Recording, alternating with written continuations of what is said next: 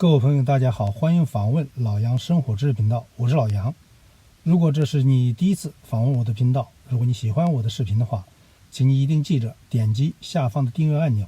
开启小铃铛，这样你就不会错过任何新的视频了。今天呢，我在我的车里录制一期节目。为什么在车里录呢？主要是谈论一个话题，是油价的问题。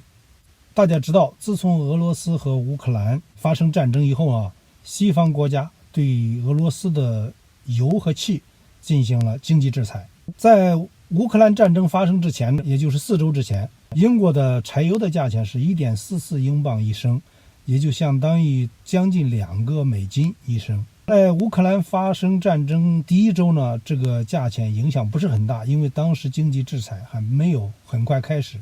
特别是第一批制裁呢，不包括油和天然气。因为能源呢本身，疫情之后在欧洲能源危机就已经出现了。我前边曾经做过一期英国当时已经缺油的情况的视频，如果大家有兴趣可以参考。那么现在这个乌克兰战争呢，实际上在这个疫情的基础上，给欧洲的经济相当于雪上加霜了。站在道德的制高点，欧洲的国家的政府呢不得不跟着美国对俄罗斯进行制裁，但是这个制裁呢，同时又是双刃剑，也就是在伤害俄罗斯的经济情况的情况下，同时也伤害到他们国家自己的利益。从今天我这个视频呢，你就可以从中看到这种实际的情况，也就是在4周之前，英国柴油的价钱是1.44英镑一升。在乌克兰战争发生1周以后，英国的汽油和柴油的价钱都上升了将近20%，也就是从1.44英镑上升到了1.72英镑。又过了2周以后，这个柴油价格进一步升高，上涨了30%，也就是从1.44英镑上升到了1.89英镑。如果在周末的时候呢，你到特别是比较繁忙的公路旁的加油站呢，它的油价反倒更加离谱。我的油箱呢是60升的油，战争之前呢，我加满一个油箱只要80磅就够了。那么战争1周之后，我要加满一个油箱要多付20磅。到上个礼拜呢，我要加满一个油箱要多付30磅。实际上呢，这个油价呢，过去的3到4周涨了30%到40%。所以说现在你开车出去的就非常不划算，如果特别是短程的了。所以说今天我坐在我的车里边，我穿的比较厚，还戴了帽子。现在呢已经3月底了，按理说就不应该这样。当你开车出去的时候呢，如果比较冷，那么你通常会开这个车里的暖气或者空调。在过去呢，这些都是非常正常的日常的支出了，应该大家都没有问题。但是现在在油价飙升的情况下，如果你开车还要开暖气，这个费用就非常高了。我建议大家开车外出的时候呢，穿的稍微厚一点，这样呢尽量不开车里的空调或者暖气，或者开的比较小一点，这样呢你就可以很明显的减少你的油耗，减少你的支出。另外我也想在这里给大家分享开车节油的一些小妙招了。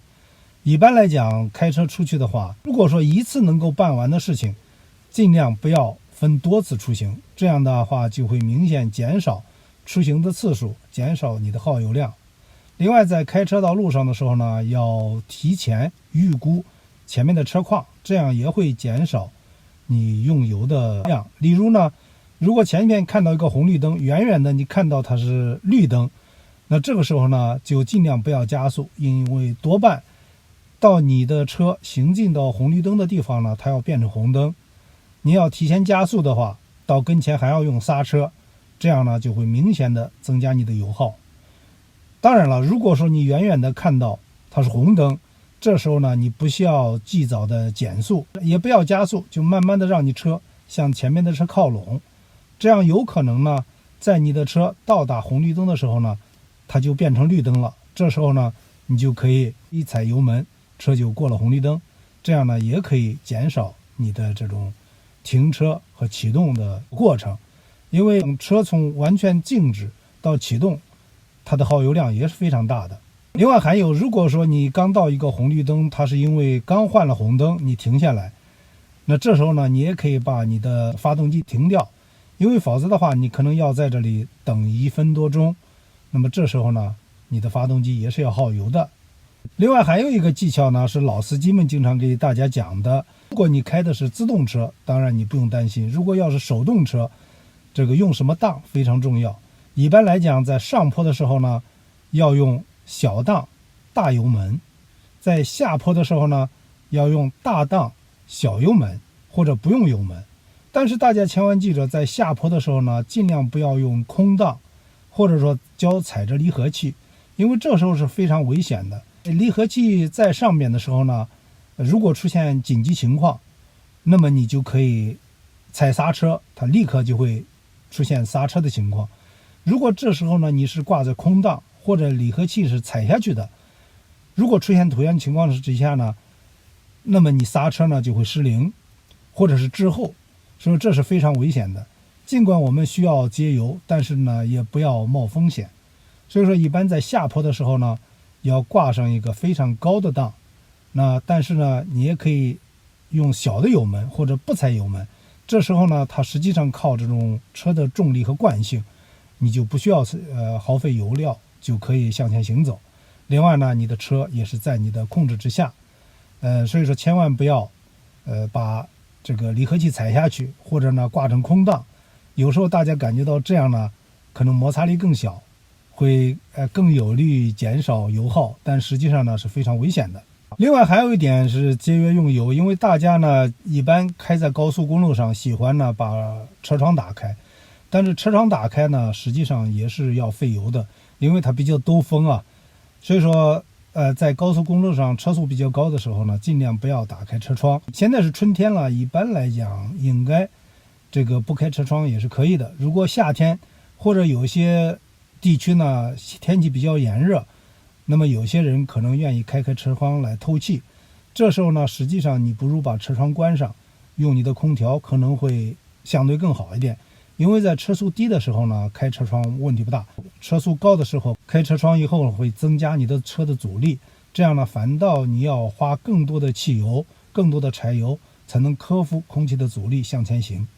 所以这是非常耗油的。还有一个小技巧是，大家开车的时候尽量保持匀速行驶，也就是说你不要开车一会儿快一会儿慢，那时候是最费油也非常费你的刹车的。